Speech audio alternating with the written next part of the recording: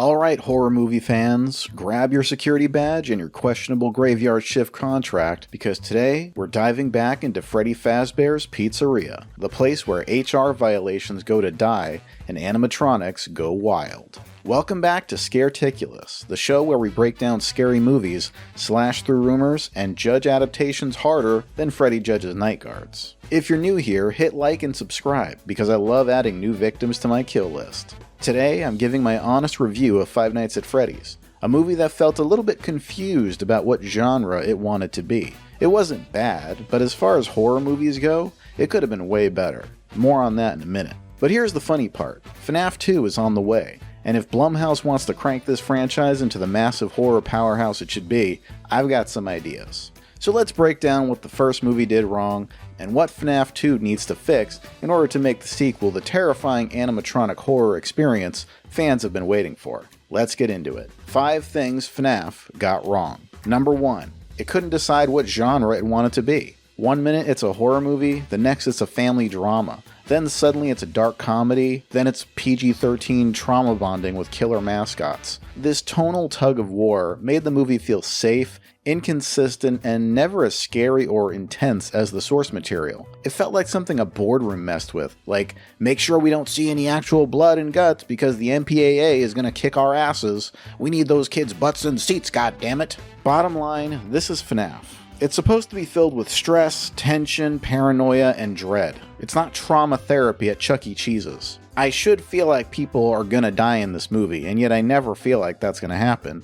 even though it does actually happen. Isn't that weird? Number 2. The animatronics weren't actually scary. Let's be honest. The Jim Henson creature work was beautiful, and very faithful to the original game. I mean, it's astounding how much they paid attention to detail in the movie, art direction-wise. But that's where my compliments end, because the movie treated the animatronics like misunderstood stuffed animals instead of nightmare fuel. It's one thing to show the animatronics playing music, but when they're actually being evil nightmare creatures, that needs to be played up a lot. They missed a huge opportunity when Mike's sister Abby was introducing him to the animatronics. That scene could have been way creepier to show just how unstable and dangerous those monsters are.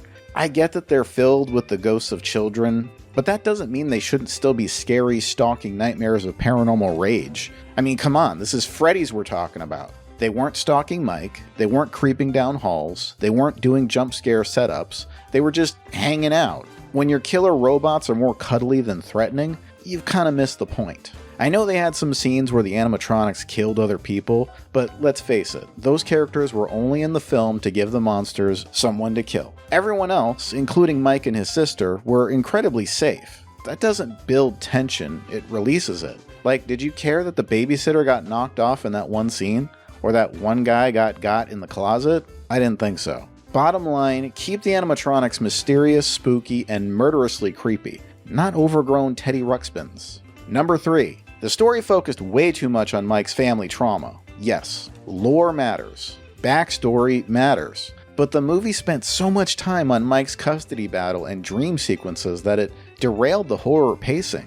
You could have boiled all those dream scenes down to a third of the time they were on screen, and they repeated so many times I was like, okay, we get it. Move on already. The dream scenes should have just been flashes that get alluded to in the story, and there should have been no lore dump of Mike's past. The whole point of storytelling is to show, don't tell. This movie did nothing but tell, and it was exhausting. Besides, that whole drama with Mike and his family was just so besides the point of the whole story. We should have focused mainly on the drama of that pizzeria and its lore. Mike's family could have played into that, but not been the central focus. Five Nights at Freddy's is about survival, not courtroom custody battles. I could easily imagine a version of this movie that cut down the custody battle aspects, Mike's past with his brother, his inability to find a job, etc., just to 15 minutes of the actual movie. And the rest of the film would have focused on Mike being trapped at the actual pizzeria, trying to survive a single 6-hour night. Wouldn't that have been way more scary and tense?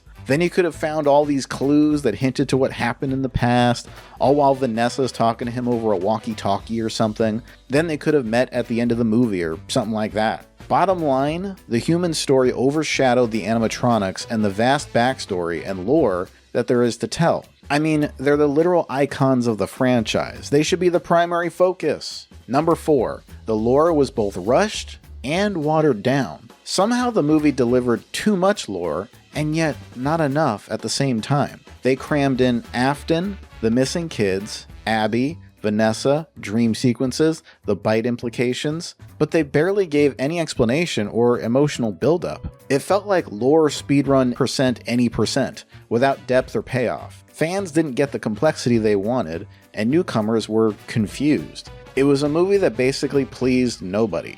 And I hate to say that because I wanted to love this movie, but as it is, it's just alright. It's not bad, but it certainly could have been way better for a franchise like Fnaf that is supposed to feel deep, terrifying, and exhilarating to experience. I feel like whoever wrote the script probably wanted to put all these emotional scenes in there with Mike, his past, the missing ghost children, Abby, and all that stuff with Vanessa, but my god, there is a way to do it with Fnaf, and it's not this. Things like this in a horror movie are way better off when merely alluded to briefly. The audience is smart. You can drop a hint for 5 seconds and we can get a mountain of information from just that. I mean, just look at the games themselves, and the fans unlock whole diatribes of history and lore with a single character sprite. Look, Orange Bunny, now I shall write the complete works of Shakespeare. Know what I mean? Bottom line, I feel like we need Fnaf to focus on what's important to the main story of the pizzeria and tie that in seamlessly. And most importantly, don't let the human story get in the way of feeding us those lore dumps.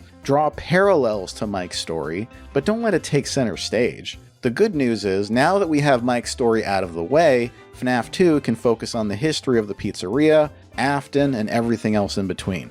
Number 5. It was PG-13 safe to the point of being toothless. FNAF needed to be a tight, claustrophobic survival horror, but the movie played it way too safe. No brutal kills, everything was always either in a shadow or barely showed anything, no real tension. A horror movie should know how to build up tension that ends in scares, and this really had none of that. No escalating dread, there was always like a joke or some other weird story point that would get in the way of keeping the audience scared and expecting the next spooky animatronic to jump out. No fear of being locked in a security office at 3 a.m. with a monster outside the door. Nothing ever felt unsafe, and you could always leave Freddy's to go to a point of safety elsewhere. Basically, the PG-13 rating neutered the experience. Even teens said it felt tame. Teens, your core audience. The thing with kids is they can handle way more than adults give them credit for, and they like to be scared by a movie. And I'm talking like a hardcore horror film. They might have nightmares later, but that craving for scary movies is very real even as a kid. I remember reading Goosebumps and watching Are You Afraid of the Dark as a kid, and some of them scared the hell out of me, but I still loved them. That's what this movie should have done, and it's what the sequel needs to get right. Here's a bonus number 6 point. It never recreated the core gameplay tension of the original games. I mean, there's a reason people love those games. And basically none of that translated to the big screen. I realize a movie and a game are different, but there's a way to translate these things so they feel natural in a horror movie, and I'm sorry to say the movie didn't do much to show us that. Fans wanted moments like, 1. The door power running low. I mean, that's a tense setup, like you're trapped in this office and the doors keep opening when you know deadly animatronics are stalking you in the dark. I realize that's not a realistic setup to have Star Trek style doors opening and closing like that in an office, but surely there's a way they could have translated that to the big screen. Think about the door locks in Jurassic Park. The raptors trying to get inside was terrifying. Number 2, checking the cams while something moves. If there's one part that felt like a core missing part of these games, it was a lack of cam usage and how the animatronics felt like they were moving throughout the restaurants in creepy ways. I mean, just imagine if Mike turned one camera on and it was Chica just staring right at him. Nightmare fuel. Don't tell me they couldn't have pulled that off in the movie. 3, stalking audio cues. Sound design is incredibly important in a horror movie, and I felt like the sound design in the film was extremely lacking. No sounds of animatronics stomping down the corridor, no echoes of machinery and laughing Freddy making your blood curdle, no static over the cams when animatronics moved. I mean, it just felt kinda hollow. And who the hell is falling asleep in this creepy ass office with murderous animatronics stalking the halls? 4, a sense of survive the night. Like I said, Mike literally can just fall asleep and wake up in the morning and go home. Where's the dread? Where's the survival suspense like he's gonna get killed at any moment? Completely absent in this teddy bear picnic movie.